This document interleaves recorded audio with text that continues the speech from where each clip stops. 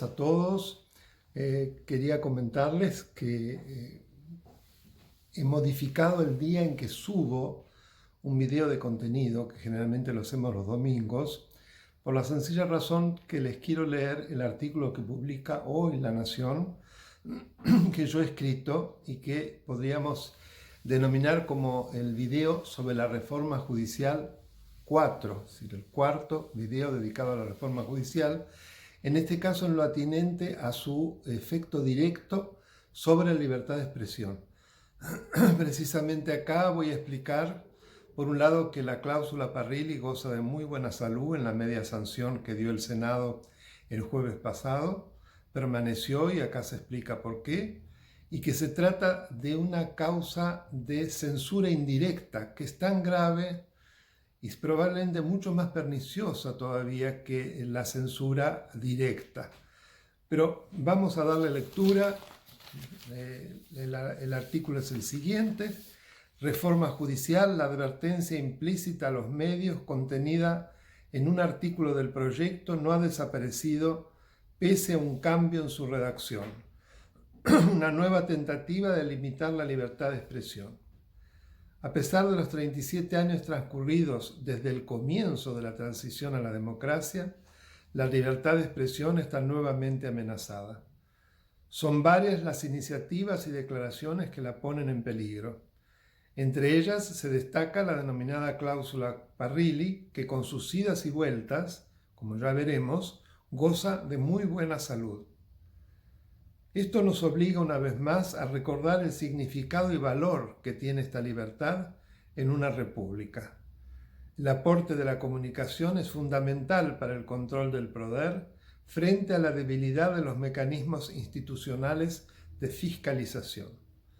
La libertad de expresión se ha originado en los países considerados las cunas del constitucionalismo, Francia y Estados Unidos.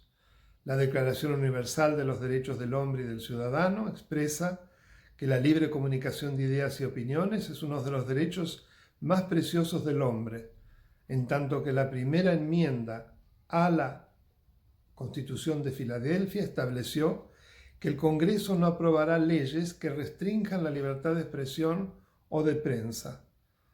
A partir de estas fuentes, las leyes fundamentales de los países democráticos le reservan un lugar de privilegio a la protección de la libertad de expresión, como así también los tratados internacionales. La Corte Interamericana de Derechos Humanos ha expresado en el caso Schmidt, que es su opinión consultiva 5 de 1985, que cuando se restringe la libertad de expresión de un individuo, no solo es el derecho de ese individuo el que está siendo violado, sino también el derecho de todos a recibir informaciones e ideas.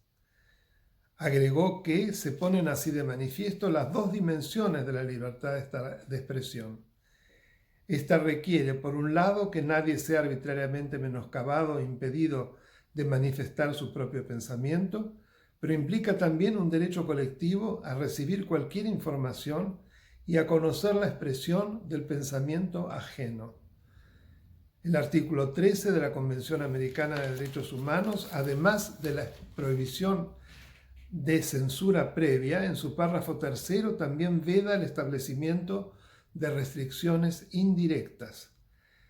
Dice la norma que no se puede restringir el derecho de expresión por vías o medios indirectos, tales como el abuso de controles oficiales o particulares, de papel para periódicos, de frecuencias radioeléctricas o de enseres y aparatos usados en la difusión de información o por cualesquiera otros medios encaminados a impedir la comunicación y la circulación de ideas y opiniones. Obsérvese algo que frecuentemente pasa inadvertido. Mientras lo que se prohíbe en el párrafo segundo es la censura previa, el párrafo tercero prohíbe las restricciones indirectas, sin importar si ellas son previas o posteriores. La Corte Suprema, en el caso La Prensa Sociedad Anónima, frente a la pretensión del gobierno de aplicar la ley de abastecimiento y regular un precio de tapa para los periódicos, resolvió que dicha norma era inaplicable, porque ello sería violatorio de los artículos 14 y 32 de la Constitución, que regulan la libertad de prensa. 20 años después, en 2007, en el caso Río Negro, la Corte volvió a tratar un asunto vinculado con restricciones indirectas. En esa sentencia le puso límites al manejo de la publicidad del Estado. Resolvió que el Estado no puede suprimir o reducir sustancialmente la publicidad que asigna a los medios de comunicación en forma arbitraria e irrazonable. Consideró que la provincia de Neuquén, cuando redujo la cuota de publicidad oficial al diario, aparentemente en represalia por la línea editorial del medio, obró en forma arbitraria y sostuvo que es el Estado quien tiene la carga de probar la existencia de motivos suficientes que justifiquen la interrupción abrupta de la contratación de publicidad. Basta con que la acción gubernamental tenga el objetivo de limitar la libertad de expresión para que se configure un supuesto de afectación a dicha libertad. La Corte Interamericana, con relación a una norma de Costa Rica que establecía la colegiación obligatoria de los periodistas para poder acceder al ejercicio de esa actividad, sostuvo que los Estados partes deben velar para que las restricciones indirectas no resulten de controles que se pretendan ejercer sobre la libertad de prensa. No pueden invocarse razones de bien común para imponer restricciones a la libertad de expresión, porque la libertad de expresión es precondición del bien común. Para la Corte no es compatible con la Convención una ley de colegiación de periodistas que impida el ejercicio del periodismo a quienes no sean miembros del colegio y limite el acceso a estos a los graduados con una determinada carrera universitaria. A pesar de la claridad de la cláusula convencional que comentamos, confirmada por la jurisprudencia nacional e internacional, la historia constitucional y la realidad de nuestros días muestran infinitos ejemplos de tentativas de establecer límites a la libertad de expresión con el objeto de imponer otros intereses.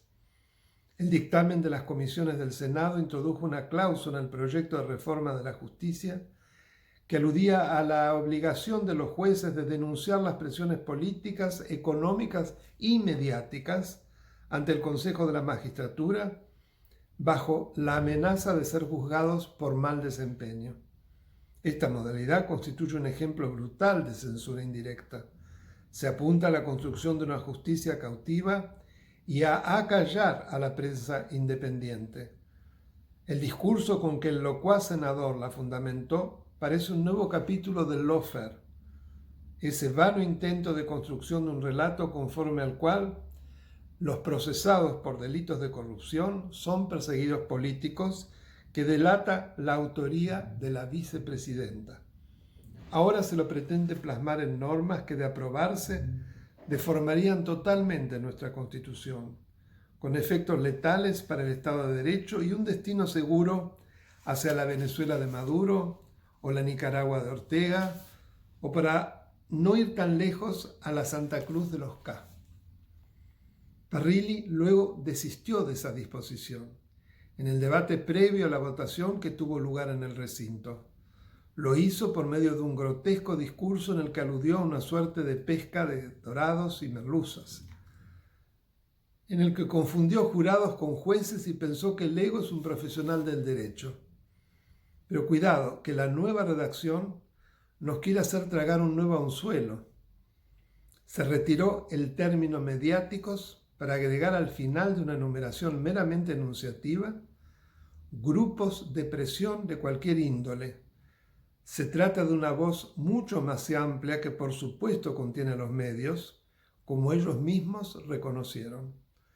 Se confunde opinar con presionar y no se aclara si es el juez o el consejo quien decide si está sometido a presión. A pesar de que el gobierno no contaría con los votos necesarios para la sanción en diputados, los intentos de pescar voluntades no cesan.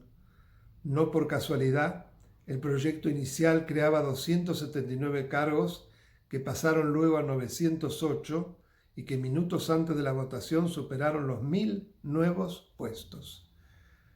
No comparto lo que dices, pero defenderé hasta la muerte tu derecho de decirlo. nunca tan vigente esta frase atribuida a Voltaire que deberían leer y releer quienes están empeñados en destruir la libertad de expresión en la Argentina.